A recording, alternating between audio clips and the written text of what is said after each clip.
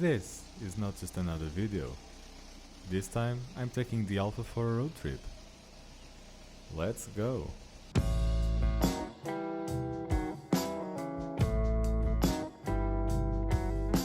We are already 30 kilometers into this trip. Before leaving I put some petrol, just enough to get to the border, because I found a place where you can fill your tank at 1.07 euros per liter, which is amazing. You would pay around 1.14 in Viseu in Portugal. Oh no, the road decided to interrupt me. This is why I should have brought the Rover. We're doing 10 miles an hour, and this is why I brought the right car.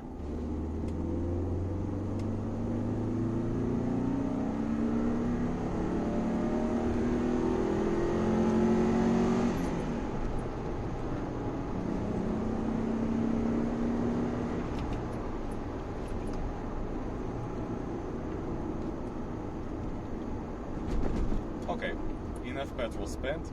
Yeah, so today it's about 6 hours driving. It's also about 600 kilometers. Since I washed the car, it's now raining. And one of the few things I didn't do was replacing the windshield wipers. Not again. We have decided to avoid motorways with tolls. And in Portugal this means avoiding basically all motorways. As I was saying, it's going to be a couple hours and a couple hundred kilometers. This first leg of the journey is actually the scenic part of the journey, because when entering Spain we'll go on the motorway that has no tolls, because a lot of motorways don't have tolls in Spain. I think the speed limit in most of these is around 110 kilometers an hour, but that's gonna be enough.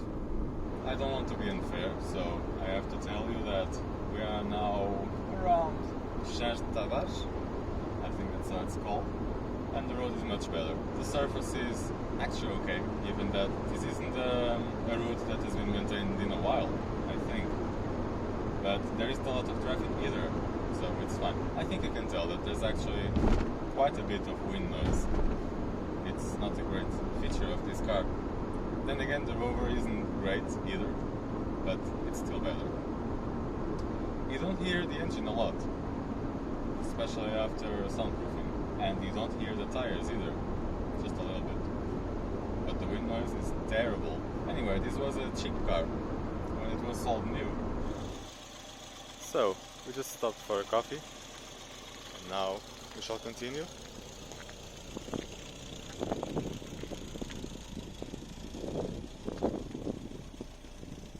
Nothing ever seems to happen here, but there's an interesting bridge, which I think is called Ponte de Juncais. Yeah, that didn't last a long time, no. So we ran into a couple of problems. I don't know if you remember my 3-section cap mount. I had it for maybe half a year, and yeah, it decided to break today. Of all the days, it had to be today. So I had to buy a very cheap one, a single cap. Let me just overtake this lorry. We're doing 120 kilometers an hour now. Yeah, I bought a cheap smartphone holder.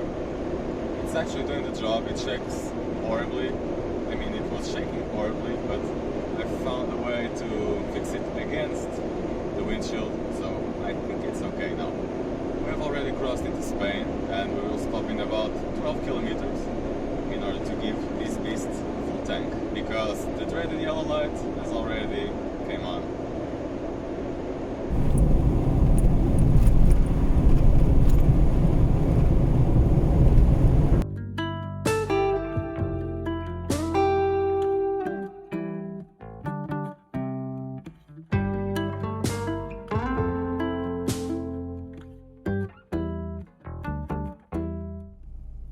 From now on we can calculate the MPG, because I'll always fill the tank.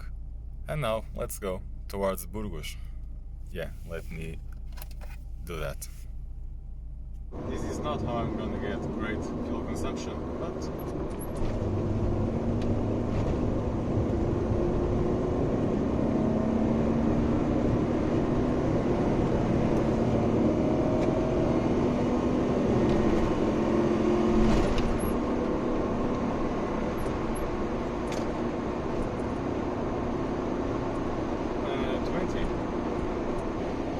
Spanish love affair with the C15 goes on. Look at that one, going 120 kilometers an hour on the Spanish motorway. It is shaking so bad that it literally looks like warp speed.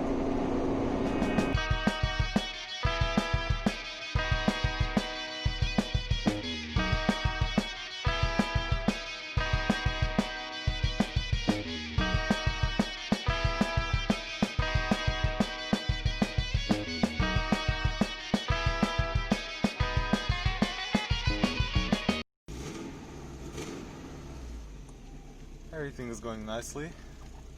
I think this is actually much easier for the car than for my back. It's been 200 or 250 kilometers since we left home and my back is hurting. That's why I had to stop. Yeah, not ideal.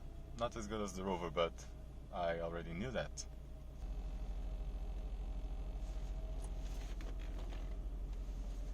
It's amazing how many miles you can go without actually seeing anything. I mean, obviously Spain is a lot bigger than Portugal, but it's still amazing. We don't get that there. Anyway, let's go.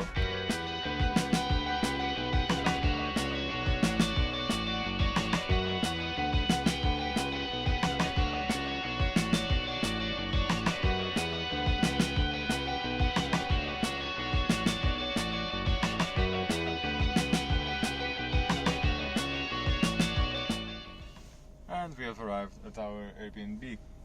So in total it was 330 kilometers plus 160 before we went to Ciudad Rodrigo, exactly, which was in another tank. See you tomorrow. Actually, we're gonna drive it to the pizzeria where we'll have dinner. It's Saturday and there are parking places. When coming to Burgos, you really have to see the Arch of St. Mary and the cathedral. The cathedral is huge and very pretty, and it seems they found something else in their own backyard. But this is not that kind of channel, so let's move on. We have arrived during the weekend, and this always alters your perception of traffic in the city, but traffic seems to flow pretty well here. I was surprised to see such a well-developed network of cycling paths. This footage is from the city center, but even in the outskirts it seemed perfectly cyclable. There aren't a lot of hills, and as you can see, these paths are actually separated from all cars. This cycle path is even a bit elevated when comparing to the road. Walking in these streets is also very pleasant because of all the trees and all the shadow. Streets with trees are always better. And by the way, I don't think cars are allowed in this one. It doesn't hurt that there's a small river running very close to the city center.